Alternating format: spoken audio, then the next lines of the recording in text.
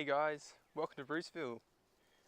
Just thought I'd do a quick bike check on this bike, which is my main bike that I ride in most of the videos. I thought some of you guys would like to see it. So this is my main bike in the stable. It's a custom 2016 Giant Trance SX. So there's a little bit of a story behind this one actually. Just before I get into it. I originally actually bought the 2014 Trance SX, so the brown one. I actually had a bit of a problem with the chain guide mount, and I ended up getting the frame replaced under warranty. So Giant gave me this one. It's the 2016 Trance 3 frame, which I absolutely love. I love the colorway on this one, so I'm super happy actually. So yeah, let's get into it, shall we? So straight off the bat, so it's a 2016 Trance frame, which is 140mm out the back. So I actually still have some of my components from my Trance SX. So I actually got 160mm fork up front. It's a Talus though, so I can drop it to 140. So it's a Fox 34 on there. Does the job, reasonably stiff. So yeah, definitely does the job, and it's a Fox Float CTD Evolution series at the back there. So it's a 27.5-inch wheel bike. Yeah, it seems to do the trails around here, sort of local area, pretty flat. So a 140mm sort of bike does most of the job. Seems to work pretty well for me. So I've got it still reasonably stock from the 2014 Trance SX model, but I've got a couple of custom components, so I'll just walk you through those now.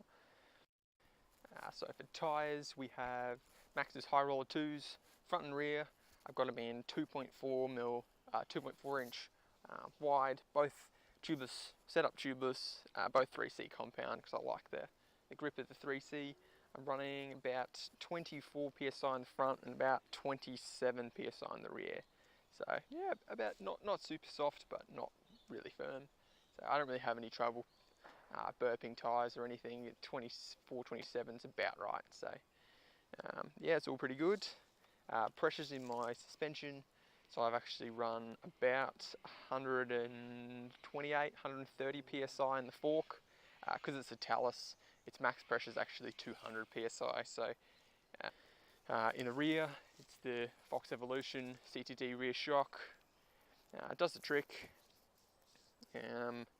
I run about somewhere between 130 and 135 psi, depending on what I'm doing. So probably on the softer side.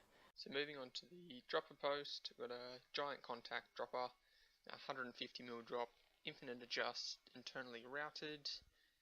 I'm not a massive fan of the lever. It's pretty slim and a bit hard to get to, but does the job.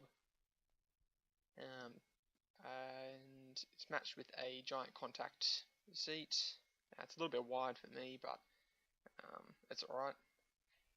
We've got SLX derailleur. It's 10 speed on an SLX cassette as well. 11 tooth to 36 teeth.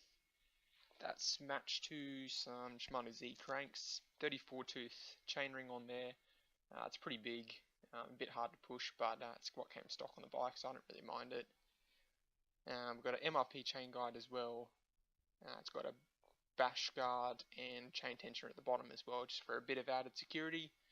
And then we got some Shimano trail pedals, just some cheap entry level ones. They do the job and they're bulletproof, so I like them. And some race face crank boots as well. So in the cockpit we've got Giant contact bars, 750mm wide. Giant contact stem as well. It's 50mm long. ODI Ruffian grips as well. They're pretty slim, but they work pretty well for me. I've got Shimano Dior brakes with a Dior shifter as well. So thanks guys for watching. Make sure you leave a like if you like my bike. And make sure you subscribe to RoostVille by clicking the logo just here. There's new videos coming every Tuesday and Friday, so make sure you subscribe so you don't miss any of those.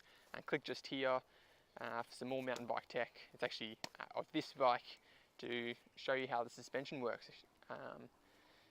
So thanks guys, see you in the next one.